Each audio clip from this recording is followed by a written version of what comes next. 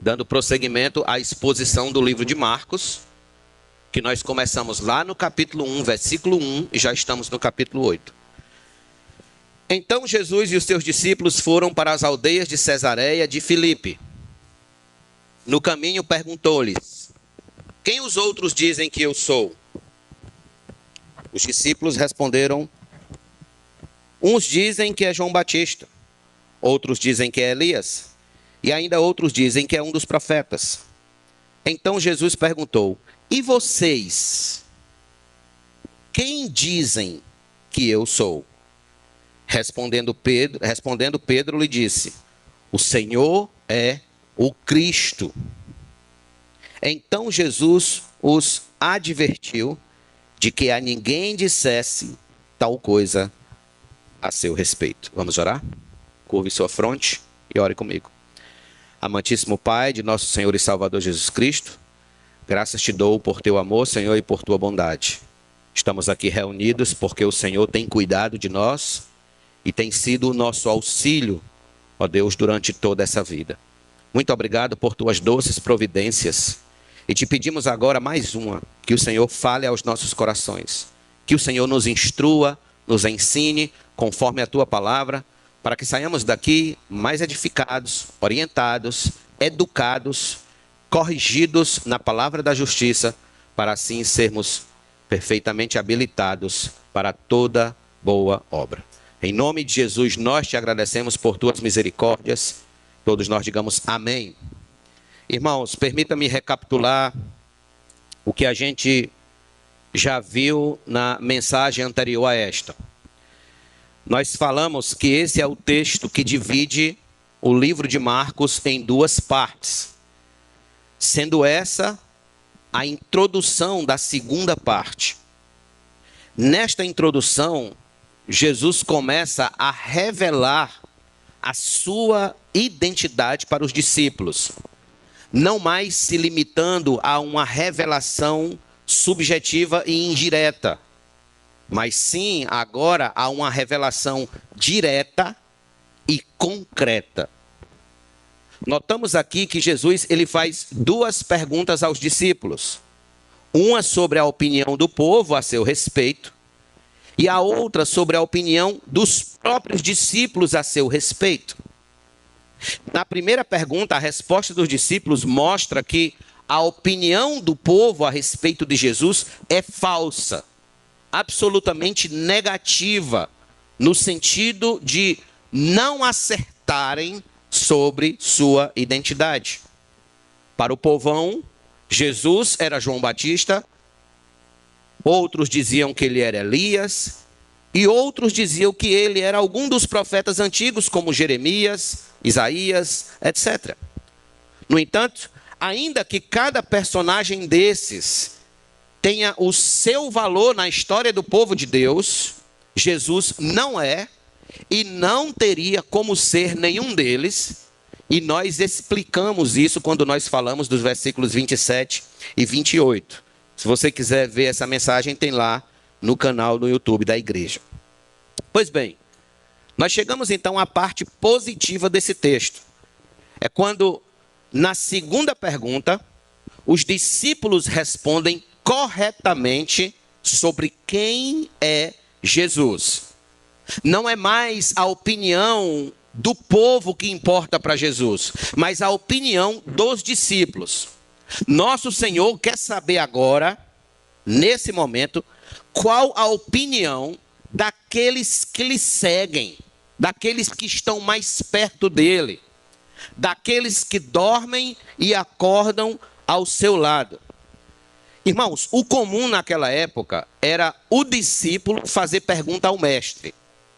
O discípulo era quem costumava fazer perguntas ao mestre, assim como hoje é comum na escola o aluno fazer perguntas ao professor. No caso em tela que nós estamos considerando, acontece o contrário. Jesus é quem faz perguntas aos discípulos.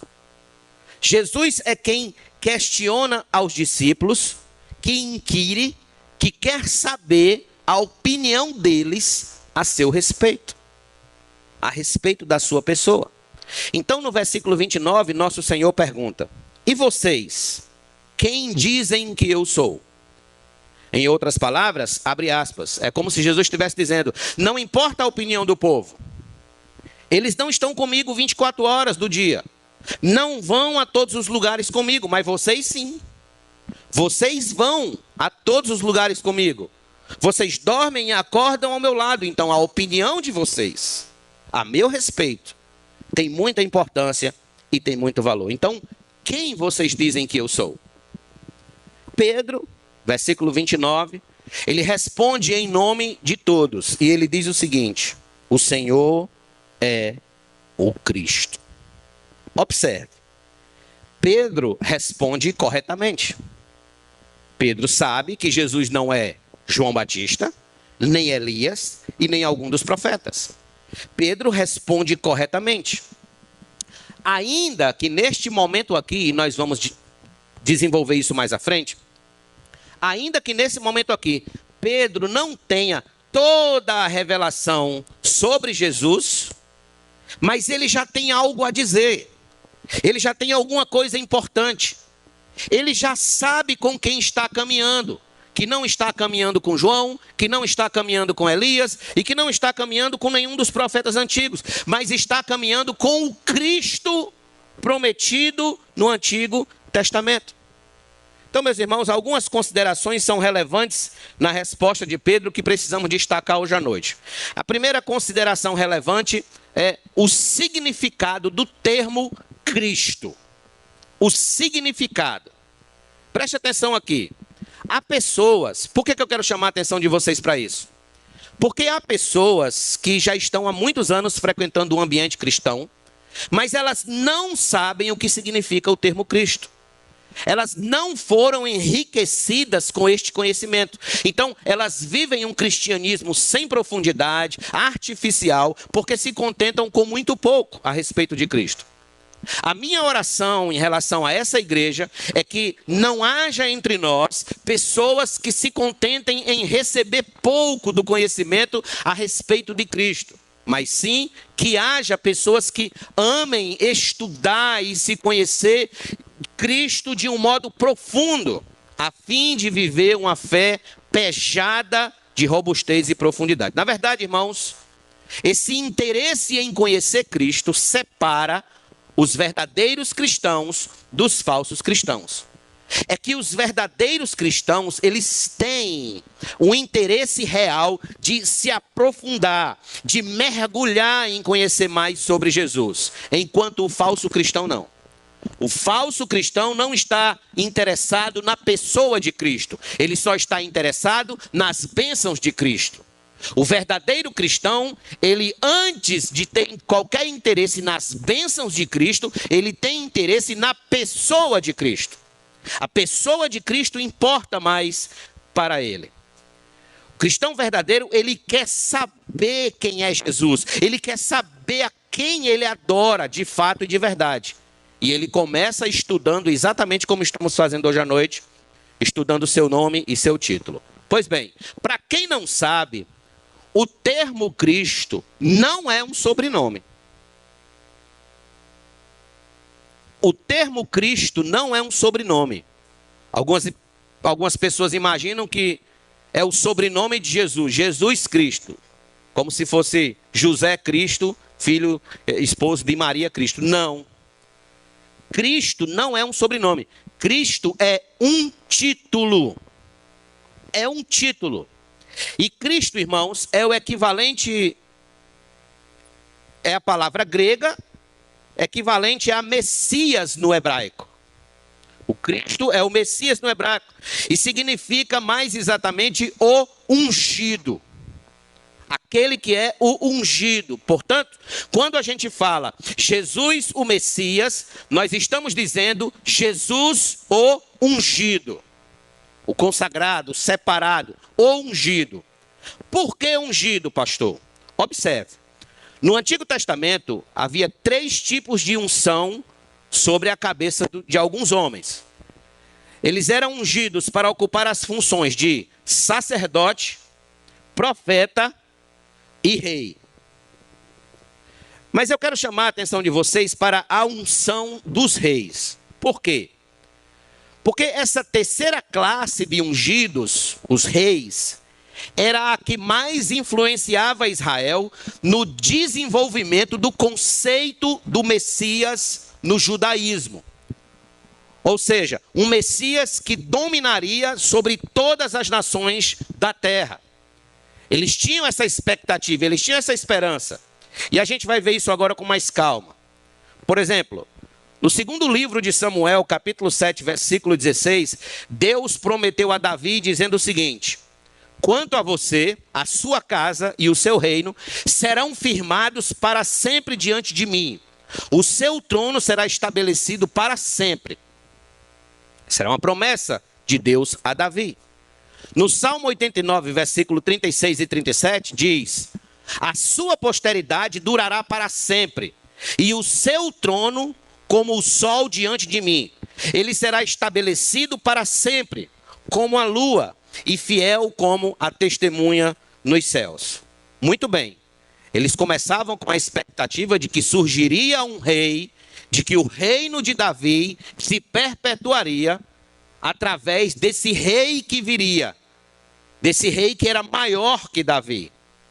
Ocorre que quando a monarquia de Israel caiu diante de Nabucodonosor em 586 a.C., essa expectativa de que surgisse um rei mais forte, mais poderoso, aumentou ainda mais. Principalmente quando os profetas começaram a profetizar dizendo o seguinte, Jeremias 23:5, ouça. Eis que vem dias, diz o Senhor, em que levantarei a Davi um renovo justo. E como rei que é, reinará e agirá com sabedoria e executará. Isso era uma promessa vindo dos lábios dos profetas. Em Ezequiel 34, do versículo 23 a 25, diz assim, ó, escute bem. Porei sobre elas, sobre as ovelhas de Israel, um só pastor, e ele as apacentará, o meu servo Davi. É como se Davi viesse, só que na verdade não é Davi, é alguém maior que Davi. Ele as apacentará e será o seu pastor. Eu, Senhor, serei o seu Deus, e o meu servo Davi será o príncipe no meio delas.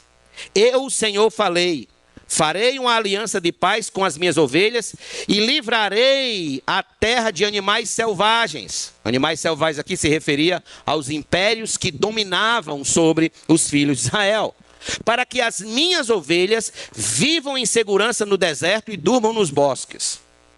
Ou seja, esta era a promessa feita no cativeiro babilônico, enquanto eles estavam no cativeiro babilônico. E quando a gente chega então, pós-cativeiro, no período intertestamentário, os judeus, eles foram derrotados pelo Pompeu, general romano, no ano 63 a.C. Tornaram-se vassalos de Roma.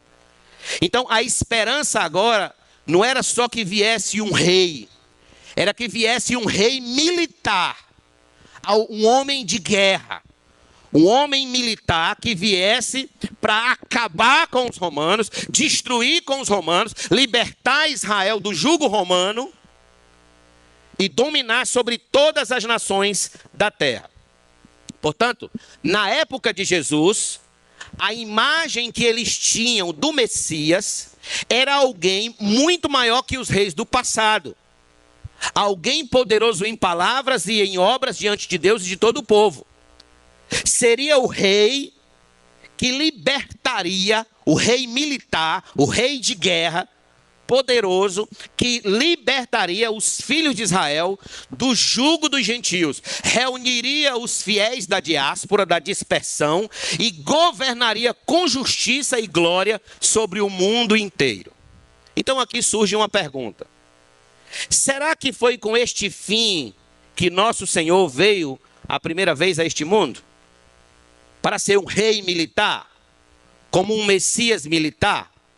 Será que era com este propósito que Jesus deveria ser conhecido e tratado?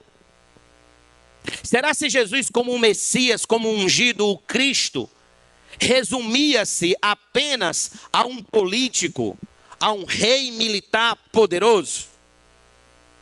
Na cabeça dos judeus da época de Jesus, sim.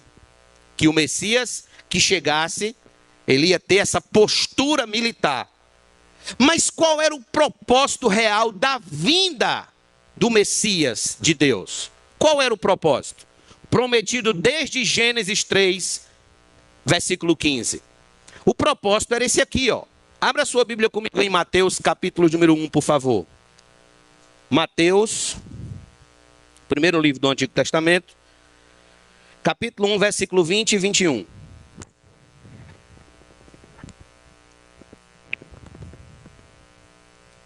Diz assim: enquanto ele refletia sobre isso, ele aqui era José, eis que lhe apareceu em sonho um anjo do Senhor, dizendo: José, filho de Davi, não tenha medo de receber Maria como esposa, porque o que nela foi gerado é do Espírito Santo. Ela dará à luz um filho, e você porá nele o nome de Jesus, porque ele, veja qual é o propósito, salvará o seu povo dos pecados deles.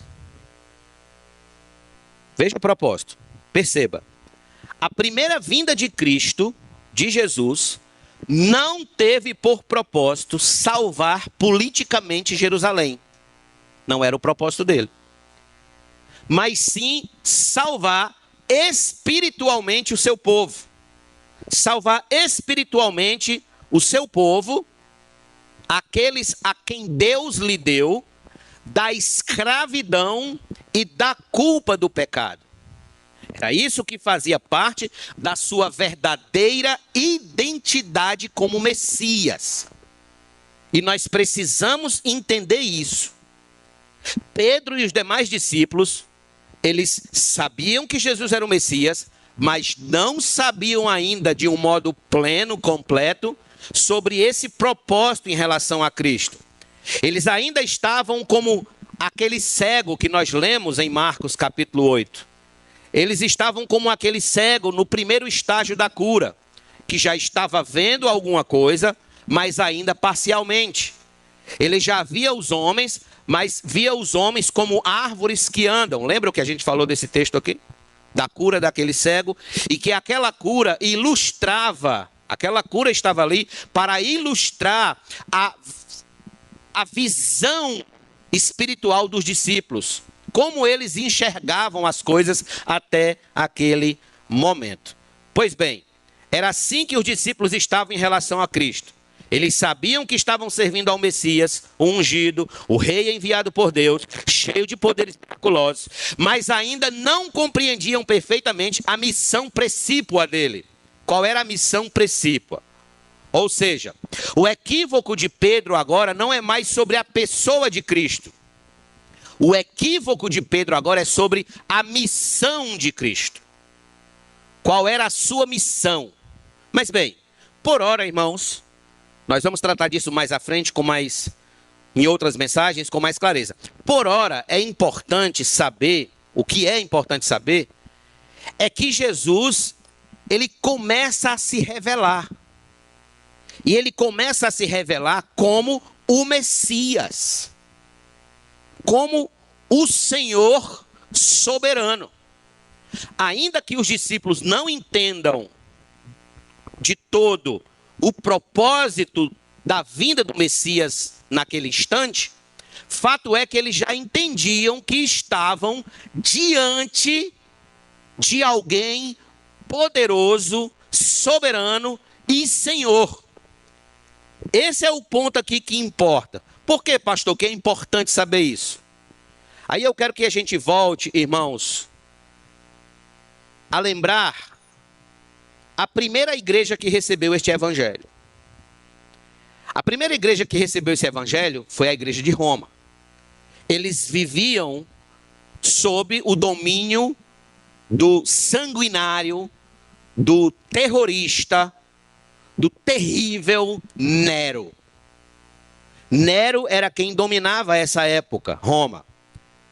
E os romanos, eles tinham um conceito de que o verdadeiro Senhor do mundo, de que o verdadeiro filho dos deuses era César.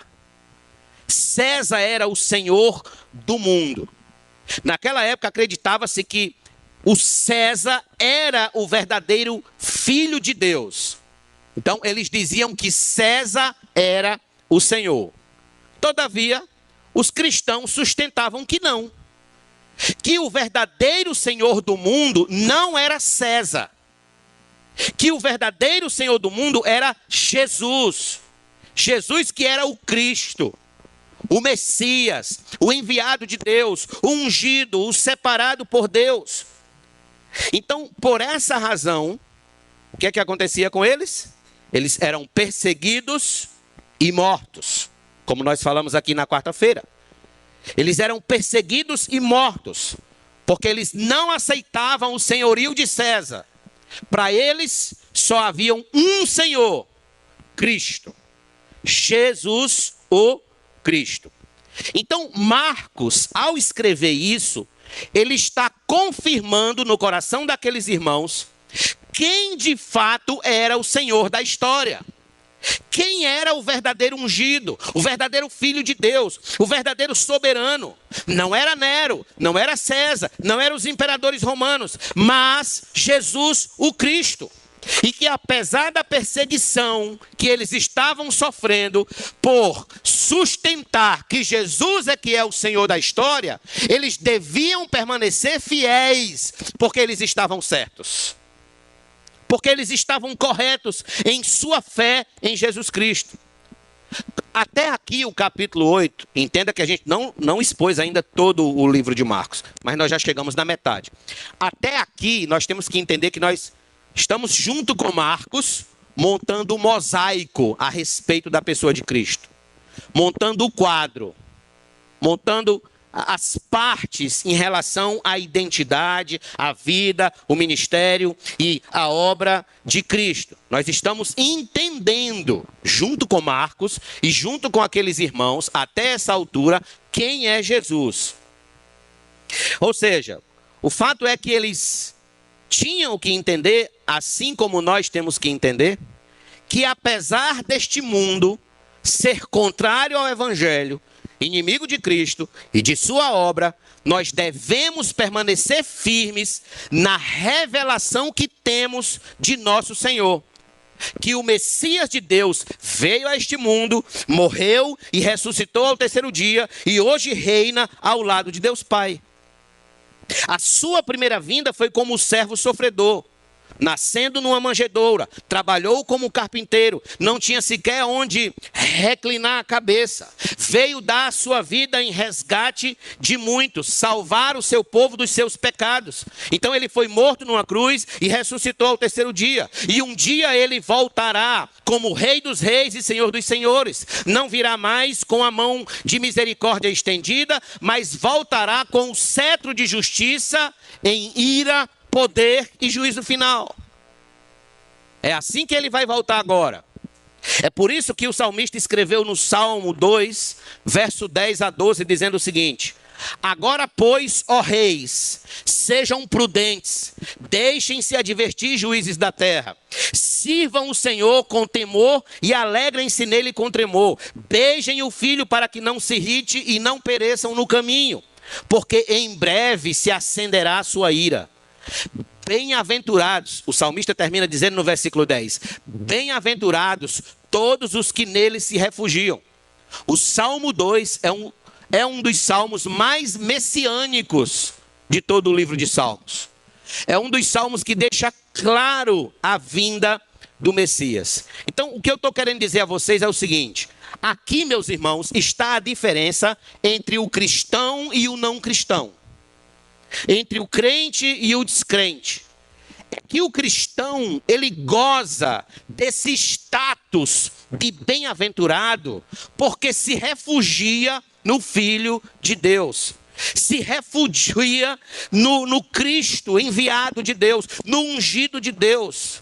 O seu Senhor não é César, o seu Senhor não é o rei da Inglaterra, o seu Senhor não é o presidente dessa nação, o seu Senhor não é o presidente dos Estados Unidos, o seu Senhor não é o presidente da ONU, o seu Senhor não é o presidente da nação com o poderio militar mais poderoso dessa terra. Não, não, não, não, não. O Senhor da vida de um cristão é Jesus, o Cristo, o enviado de Deus, que morreu na cruz, mas ressuscitou ao terceiro dia e hoje reina à direita de Deus Pai.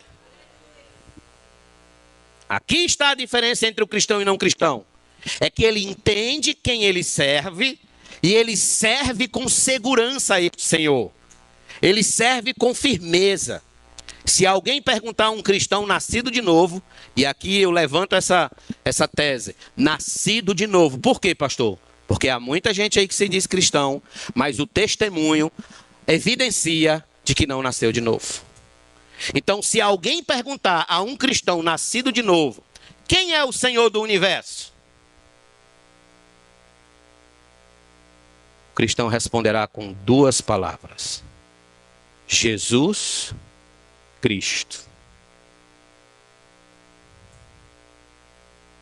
Jesus Cristo. Ele é que está sentado no trono do universo. Ele é que está reinando soberanamente sobre todos nós. Ele é o Senhor ungido, o verdadeiro Filho de Deus, consagrado e separado para a preciosa e grandiosa missão de nos salvar. Então, em primeiro lugar, nós temos o termo, que significa o Messias. Em segundo lugar, o modo como Pedro chegou a esse conhecimento. O modo. Como foi que Pedro chegou a essa revelação?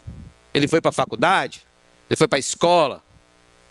Foi para a EBD? Como foi? Observe. Marcos, ele não vai nos dar qualquer detalhe sobre isso. Apenas ele afirma que Jesus era o Cristo. Pronto. É uma das características do livro de Marcos, ele ser sucinto, ele ser direto. Ele não entra em detalhes.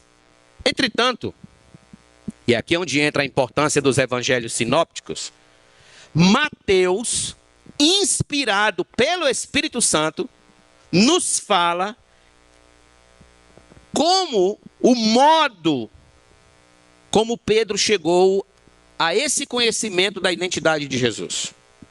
Então venha comigo a Mateus capítulo 16 rapidinho, por favor. Ponha o dedo aí no livro de Marcos e venha comigo rapidinho a Mateus capítulo 16. E veja o verso de número 17. Mateus 16, 17. Então Jesus lhe afirmou, é um texto correlato àquele, paralelo. Bem-aventurado é você, Simão Barjonas, porque não foi carne e nem sangue que revelaram isso a você, mas meu Pai que está nos céus. Bem, aqui está o modo como Pedro chegou àquela iluminação. Deus Pai revelou a ele. Ele não chegou àquele conhecimento sozinho. Não tinha capacidade disso. Ele precisava de que Deus fizesse isso a ele. Sem a revelação e sem a iluminação de Deus Pai, ele jamais chegaria àquele conhecimento. Irmãos, que grandiosa palavra nós temos aqui. Porque aqui está o modo como Deus administra a salvação eterna dos seus filhos.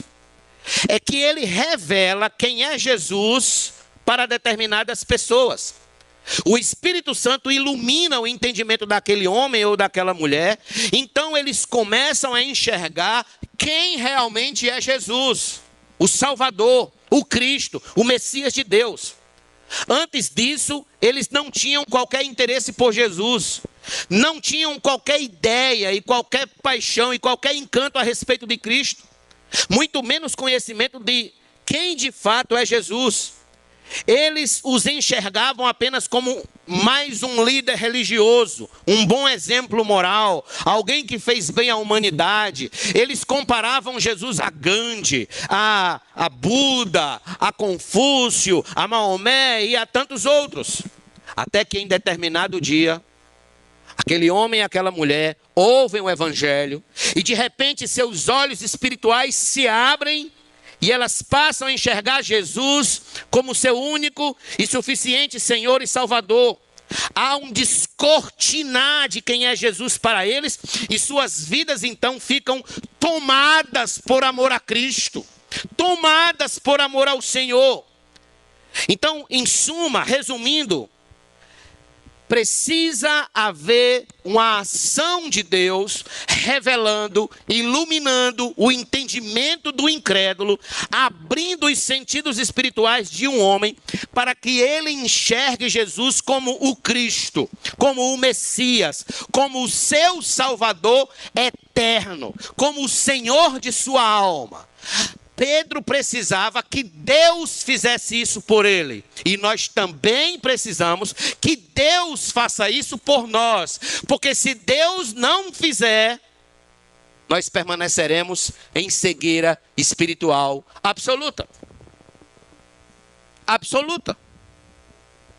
Por exemplo, abra sua Bíblia comigo em João, capítulo 6, versículo 44. João 6, 44. Eu quero que vocês entendam essas nuances. Olha como Jesus fala a respeito do trabalho do Pai na salvação do seu povo. Jesus diz: ninguém pode vir a mim se o Pai que me enviou não o trouxer, e eu o ressuscitarei no último dia. Perceba, a ação de trazer o homem a Cristo é do Pai, não é daquele homem ou daquela mulher. Jamais tais pessoas viriam por si só. Elas não têm a competência espiritual para tamanha ação. Se o Pai não trouxer, elas jamais virão.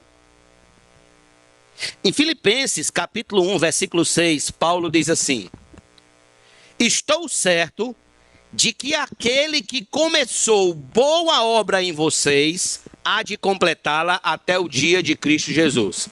Veja como Paulo coloca: aquele que começou. Paulo é claro em dizer que alguém começou a boa obra, que não foram eles mesmos, mas Deus. Ele começou a boa obra de salvação, justificação, de santificação e de glorificação neles. Alguém começou. E quem começou? Não eu, não você, não partiu de nós, mas Deus. Pedro, bem-aventurado você é, porque não foi carne nem sangue que te revelou. Não foi o homem que estava lá na esquina. Não foi ninguém que te trouxe uma revelação. Não, foi Deus Pai que fez você enxergar assim. Abra sua Bíblia em Efésios, capítulo número 2, por favor. Mais um texto importante a respeito desse assunto. Efésios 2.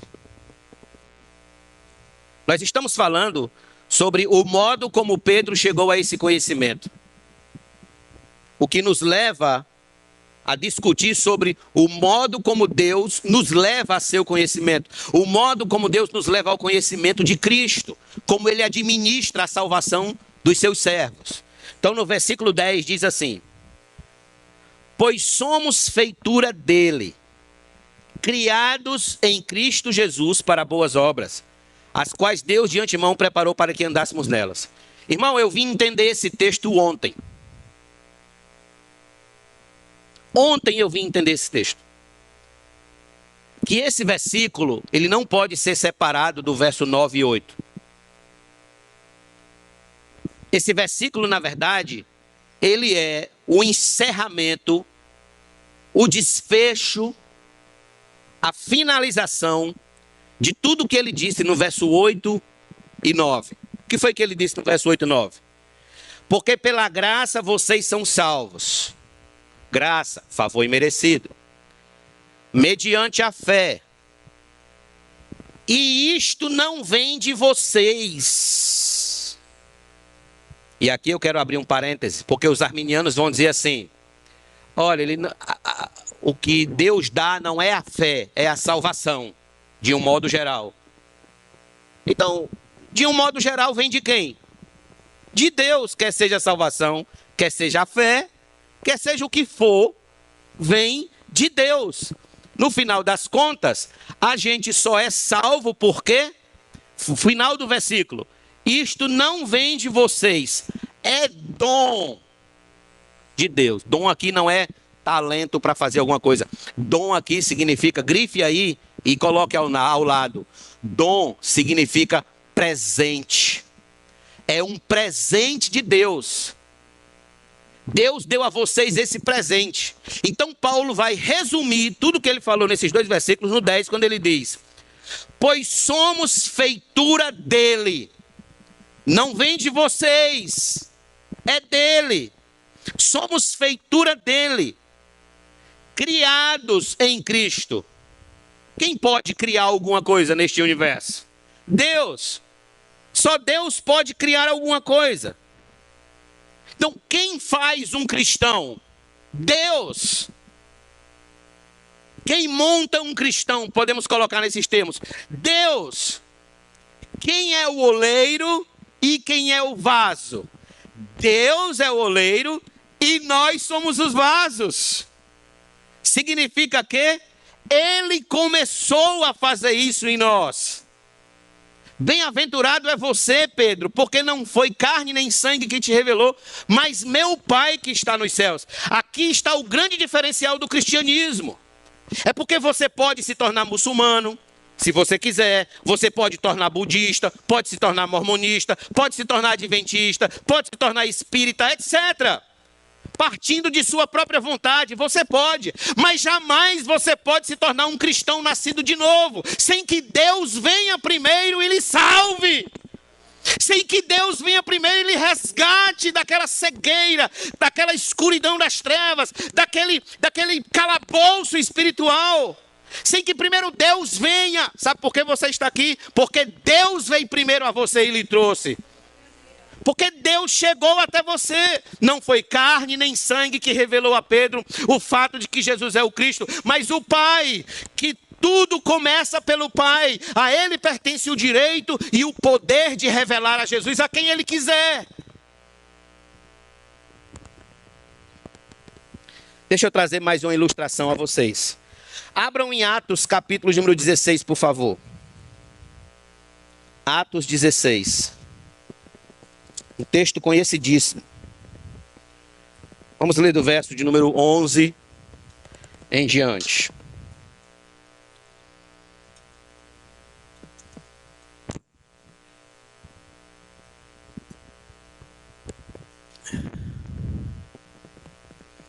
Tendo, pois, navegado de Troade, verso 11, fomos direto para Samotrácia e no dia seguinte a Neápolis. Dali fomos a Filipos, cidade da Macedônia, primeira do distrito de Colônia, da colônia romana. Nesta cidade permanecemos alguns dias. No sábado saímos da cidade para a beira do rio, onde nos pareceu haver um lugar de oração, e assentando-nos falamos às mulheres que haviam se reunido ali. Certa mulher chamada Lídia, da cidade de Tiatira, essa cidade aqui vai aparecer lá no Apocalipse, vendedora de púrpura, temente a Deus, nos escutava. Veja, ela era religiosa, ela era temente a Deus. O Senhor lhe abriu o coração para que estivesse atenta ao que Paulo dizia. Depois de ser batizada, ela e toda a sua casa nos fez este pedido: se julgam que eu sou fiel ao Senhor, venham ficar na minha casa. E nos constrangeu a isso. O Senhor abriu seu coração. Qual foi o próximo passo dela? Depois de entender, depois de o Senhor abrir o seu entendimento: quero ser batizada. Quero me identificar com esse povo. Quero me identificar com esse Senhor. Senhor abriu o coração de Lídia. Em outras palavras, o seu entendimento permanecia fechado. Ela era religiosa, ela participava de orações, ela era temente a Deus, mas ela não entendia realmente quem era Jesus. Ela não tinha isso no seu coração, a importância de quem era Jesus para a salvação. Então precisou Deus abrir o coração dela para que ela entendesse. Eu conheci a história, irmãos, de 2 irmãos gêmeos. Um era ateu e o outro crente. 2 gêmeos, um ateu e o outro crente. Pergunto, como pode 2 homens nascidos da mesma placenta, um ser crente e o outro descrente?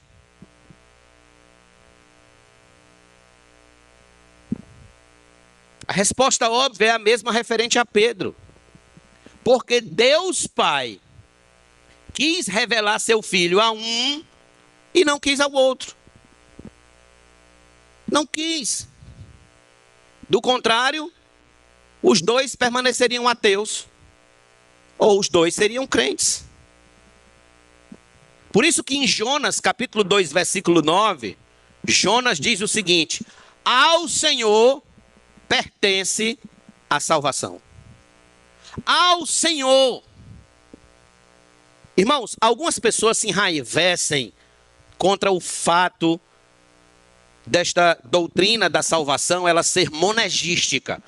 Quando a gente usa essa palavra monergística, a gente está falando de uma ação primeira. Alguém que age primeiro. Certo? Então, a salvação ela é uma ação de Deus. Exclusiva de Deus. O homem só vai responder isso, a ação de Deus, depois que Deus faz todo o trabalho de iluminação e de lhe ressuscitar espiritualmente. Então, ela é uma ação monergística, é uma ação de uma só energia. A energia de quem?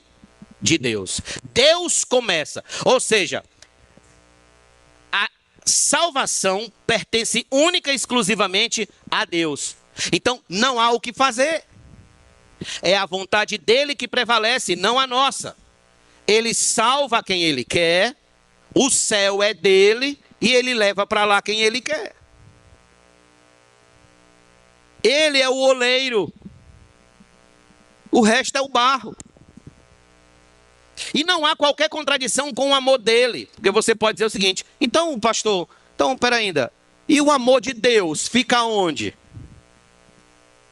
Se você olhar bem, e se você entender, partindo de Romanos 3, 23, que todos pecaram e carecem da glória de Deus, todos são pecadores, todos são rebeldes, todos são abusivos contra a vontade de Deus, todos estão na lama. Esse é o termo mais correto. Todos estão na lama. Aí Deus chega e tira um, tira outro e tira outro. O que é que temos aqui? Injustiça da parte de Deus? Não. Nós temos misericórdia, porque ele não era obrigado a tirar nenhum. Ele podia deixar tudinho lá, tudinho ia para o inferno, e ele permaneceria santo, justo e maravilhoso. Porque quem pecou contra ele foi o homem. Estava tudo bem no jardim. Até que o homem deu um tapa na cara de Deus quando desobedeceu ao Senhor, comendo do fruto que ele disse que não era para comer. Então todos nós estávamos condenados. Então onde é que está o amor? O amor está exatamente aqui. De que Cristo veio ao mundo para salvar e aqueles a quem Deus quis salvar. E aqui está o seu amor. Então Deus teve os 2 gêmeos que eu citei há pouco para vocês. Os 2 estavam na lama. Jesus estendeu a mão para um e não estendeu para o outro. E se ele não tivesse estendido a mão para os 2, ele permaneceria justo. E como ele estendeu a mão para um, ele se fez misericordioso com um. E ele não é obrigado a se fazer misericordioso com ninguém. Vocês estão entendendo? É uma questão de soberania. É de escolha dele, não nossa. Não nossa. A nossa única escolha, o único momento em que a gente fez uma escolha, foi para pecar. Foi para desobedecê-lo. Lá no jardim. Então aqui em Romanos capítulo 9, verso 14 a 16, Aliás, eu peço que vocês abram, é importante, vamos abrir todos nós, porque esse é um dos textos mais magníficos de todas as Escrituras. Romanos 9. E isso vai ficar claro agora na mente de vocês, em relação a como Deus administra a salvação do seu povo. Verso de número 14 a 16. Paulo está dizendo a eles, olha, Deus amou Jacó e desprezou Esaú. Aí no versículo 14, que diremos então? Que Deus é injusto? Porque amou Jacó e desprezou Esaú? De modo nenhum. Pois ele diz a Moisés, terei misericórdia de quem eu tiver misericórdia, e terei compaixão de quem eu tiver compaixão. Assim, pois isso não depende de quem quer ou de quem corre, mas de Deus que tem misericórdia. Porque a Escritura diz a Faraó, para isto mesmo que eu levantei, para mostrar em você o meu poder e para que o meu nome seja anunciado em toda a terra. Logo, Deus tem misericórdia de quem quer e também endurece a quem ele quer. E no versículo 19 vai ficar muito mais claro ainda. Mas você vai me dizer, por que Deus ainda se queixa? Pois quem pode resistir à sua vontade? Mas quem é você, caro amigo, para discutir com Deus? Será que o objeto pode perguntar a quem o fez, por que você me fez assim? Será que o oleiro não tem direito sobre a massa para do mesmo barro fazer um vaso para a honra e outro para a desonra? Que texto, irmãos. Que texto magnífico. Imagine a cena, eu sou o oleiro e eu tenho o barro. Eu posso fazer um vaso para a desonra e posso fazer um para a honra. Posso fazer um para colocar na minha estante, enfeitando a minha estante da sala, enfeitando o meu escritório. E posso fazer um simplesmente para coisas mais abjetas. Deus no controle de todas as coisas. Terei misericórdia de quem eu quiser ter misericórdia. Este é o modo como Deus salva o pecador. Ele decide ter misericórdia de você, decide ter compaixão da sua alma e o salva da cegueira espiritual e da condenação eterna. É por isso que você está aqui hoje à noite. É por isso que você veio aqui. É por isso que você acorda crente no outro dia. Não é porque você é melhor do que o vizinho, porque você é melhor do que ninguém, não. É porque Deus está lá, segurando a sua mão, lhe sustentando, lhe mantendo de pé, firme, não deixando você cair. É por isso que você dorme e acorda crente, dorme e acorda crente, e tem vontade de ler a Bíblia, e tem vontade de orar, e tem vontade de cantar, e tem vontade de ouvir pregação, e tem vontade de ir para a glória, porque Deus começou esse trabalho no seu coração. Deus, o Senhor. Irmãos, quando eu entendi isso, como meu coração ficou aliviado quanto à salvação dos meus parentes e familiares. Porque eu vivia uma guerra com muito medo de que meus parentes fossem para o inferno por incompetência minha de não pregar o evangelho mais para ele, por causa do meu testemunho. Eu não estava orando tanto, eu não estava jejuando tanto, então eu vivia um caos, uma crise dentro de mim. Eu achava que a salvação deles dependia de mim, do quanto eu orasse mais, do quanto eu jejuasse mais, do quanto eu pregasse mais, do quanto eu visitasse mais. Ainda bem que não, porque senão eles estariam realmente perdidos para sempre, não tinha jeito. Ainda bem que não depende de mim. A salvação dos nossos parentes, salvação do seu filho, salvação do seu pai, salvação do seu marido, salvação dos seus vizinhos, salvação dos seus amigos, salvação dos seus colegas, não depende de você, depende de Deus de usar misericórdia. E se Deus usar de misericórdia para salvá-los, não tem lugar nesse universo onde eles possam se esconder de Deus. Deus vai atrás deles e vai salvá-los para a glória de seu nome. O nosso dever é falar de Cristo, anunciar a Cristo, pregar a Cristo a eles, orar para que o Espírito Santo abra os seus corações e assim, se Ele o quiser, os salvem da perdição eterna. Esse é o nosso trabalho. Então ouça, pai, mãe, filho, marido, esposa, nunca pare de orar pela salvação de seus filhos, nunca pare de orar pela salvação da sua filha, do seu pai, da sua mãe, do seu marido, da sua esposa, amigo, amiga, vizinho, seja lá quem for. Nunca pare de levar essas pessoas a Cristo em oração. Mas faça isso confiando no poder do Espírito Santo, pois Ele é quem convence o homem da justiça, do juízo e do pecado. Por isso que Agostinho dizia o seguinte: tu nos buscastes quando não te buscávamos. Nos buscastes para que te buscássemos. Thomas Watson disse o seguinte: a eleição é a causa de nosso chamado. E o nosso chamado é o sinal da nossa eleição. Arthur Wood disse o seguinte: só quando Deus nos procura é que podemos ser encontrados por Ele. Deus é quem busca primeiro, não quem é procurado. Olhe para os apóstolos.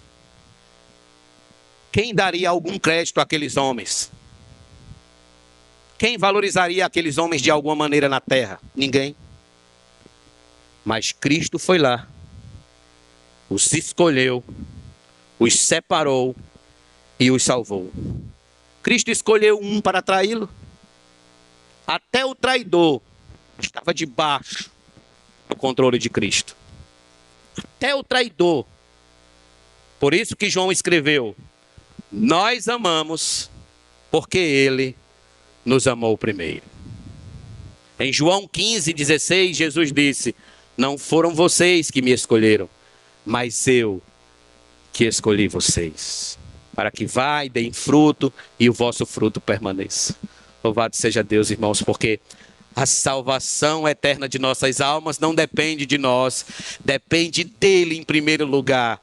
Tudo começa com ele, continua com ele e termina com ele para toda a eternidade junto dele. E isso automaticamente nos leva ao nosso último ponto sobre esse assunto, irmãos. Primeiro, a gente viu o significado do termo Cristo e a importância de saber a quem nós estamos servindo. Segundo, nós vimos o modo como Deus revela Cristo ao homem. E terceiro, nós temos o privilégio de conhecer Jesus. Em terceiro lugar, conhecer Jesus é um privilégio. Quero que você volte comigo a Marcos 8, por favor.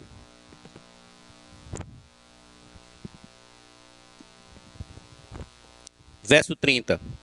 Então Jesus os advertiu de que a ninguém dissessem tal coisa a seu respeito. Por que Jesus pediu segredo? Logo no início da exposição de Marcos, quando nós falamos sobre a libertação de um endemoniado, Jesus também pediu segredo ali, mandou que ele se calasse. A gente vai já ver esse texto. Ali nós temos o que dentro do livro de Marcos chama-se de o segredo messiânico. Jesus segura esse segredo para que as pessoas não o arrebatem, não o levantem e o propaguem como um libertador militar. Por isso que ele segura esse segredo. Então, até esse ponto do livro de Marcos, apenas 3 pessoas sabiam da verdadeira identidade de Jesus. A primeira pessoa era o autor. Venha comigo em Marcos, capítulo número 1, por favor. Bote o dedo aí no capítulo 8 e venha para o capítulo 1 e nós vamos ver 3 versículos. Alguns versículos, aliás. Marcos 1:1. Princípio do Evangelho de Cristo, Filho de Deus. Aqui está o autor falando. Então a primeira pessoa que nós temos no livro de Marcos, que sabe quem é Jesus de fato, é Marcos, o Filho de Deus. A segunda pessoa é Deus Pai e o Espírito Santo. Versículo de número 11. Aliás, 10 e 11. Logo ao sair da água, Jesus viu os céus se abrindo e o Espírito descendo como pomba sobre ele. Então veio uma voz do céu que dizia: Tu és o meu Filho amado, em ti me agrado, ou me comprazo, ou me alegro, segundo outra tradução. E a terceira classe de pessoas que sabiam da verdadeira identidade de Jesus eram os demônios. Os demônios. Veja o verso de número 24 e 25. Os demônios perguntando a Jesus: o que você quer conosco, Jesus Nazareno? Você veio para nos destruir? Sei muito bem quem você é, o Santo de Deus. Mas Jesus o repreendeu dizendo: cale-se e saia desse homem. Cale-se. O fato, irmãos, é que agora os discípulos eram privilegiados também. também privilegiados, porque eles conheciam o segredo de Jesus. Quando alguém conta um segredo para você, você se sente privilegiado? Quando alguém conta um segredo, é privilégio. É porque a pessoa confia em você. É porque a pessoa tem certo grau de intimidade com você. Então você não conta seus segredos para todo mundo, conta? Não. Então você conta seus segredos para quem você tem intimidade. Então os discípulos, a partir desse momento, eles estavam conhecendo o segredo de Jesus. O segredo de Cristo. Que ele era o Messias, o ungido de Deus, o enviado de Deus conforme as profecias. Marcos está dizendo aos primeiros cristãos lá em Roma que receberam este evangelho o seguinte: veja que privilégio vocês também têm. Veja que privilégio de conhecer o Messias, o Cristo de Deus. Então, não tenham medo, mas celebrem. Celebrem o fato de vocês receberem o segredo do Filho de Deus, de saber que ele era o Messias.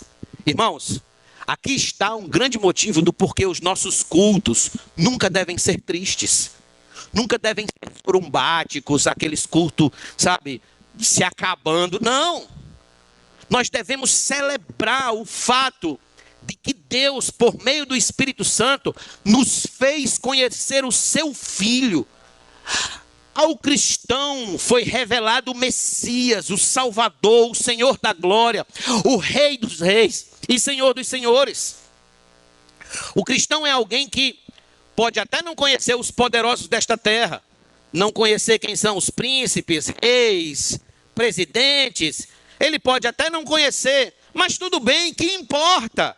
O cristão mais humilde dessa terra, o mais pobre, o mais simples, o mais humilde, ele conhece pessoalmente o Rei do universo, Cristo Jesus, aquele que está no trono, reinando sobre tudo e todos, aquele sobre quem Abraham Kuyper disse que não há em todo o universo um só centímetro do qual o Cristo não possa se apossar e dizer: é meu. Tudo nesse universo é de Cristo. Então um cristão, por mais simples, por mais humilde, por mais que seu nome seja Souza, Silva, enfim, mais humilde, mais simples que ele possa ser, morar num bairro simples, ele conhece o Rei do universo, aquele que reina eternamente.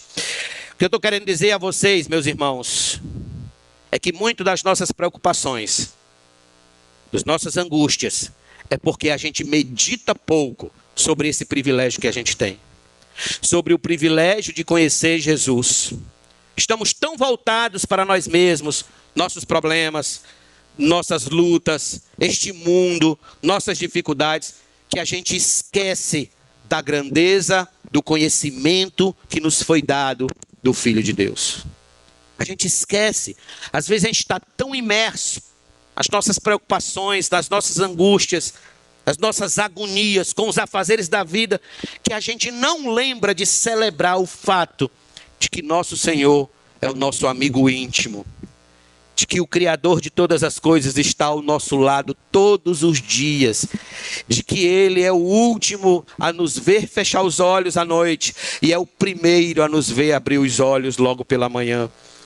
A gente esquece de que o Senhor está conosco, de que a nós foi revelado o Cristo de Deus, o Messias, de que Ele nos conta seus segredos eternos na sua palavra por meio do Espírito Santo, que é o Senhor da história.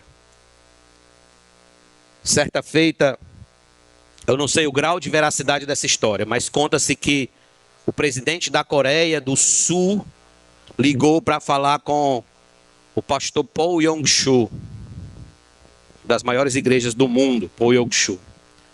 E ele estava orando.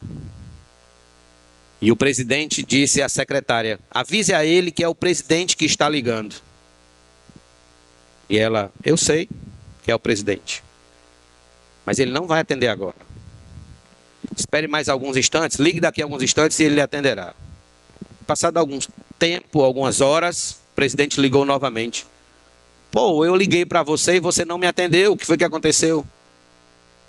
Eu estava falando com uma pessoa, e essa pessoa era mais importante que o presidente da Coreia. Essa pessoa era a pessoa mais importante do universo. Eu estava falando com Cristo Jesus. Mais importante que o presidente da Coreia. Por isso que ele não pôde atender. Irmãos, teve uma mulher na Bíblia que ela entendeu, ela compreendeu o grau do privilégio que ela teve de ter tido o Cristo de Deus revelado ao seu coração. Vocês lembram da mulher samaritana? Jesus pegou um atalho e se encontrou com essa mulher no poço de Jacó. Então venha comigo rapidinho aqui em João capítulo 4, por favor. E veja que privilégio.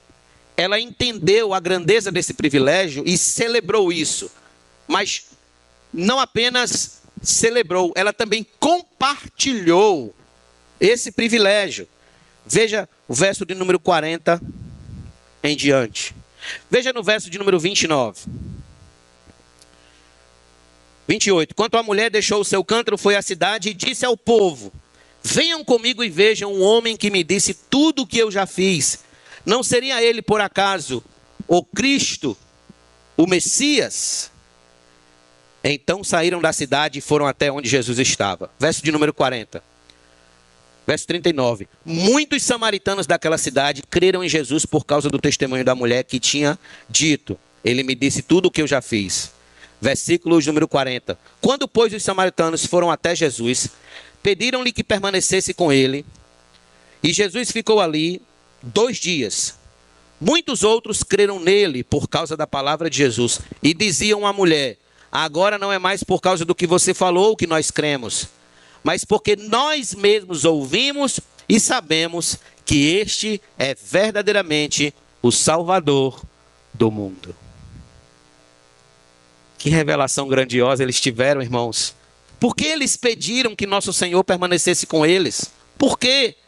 Porque eles entenderam a grandeza do privilégio que eles estavam tendo. O Salvador do mundo estava entre eles. O Salvador do mundo estava ali na presença deles, visitando-os com a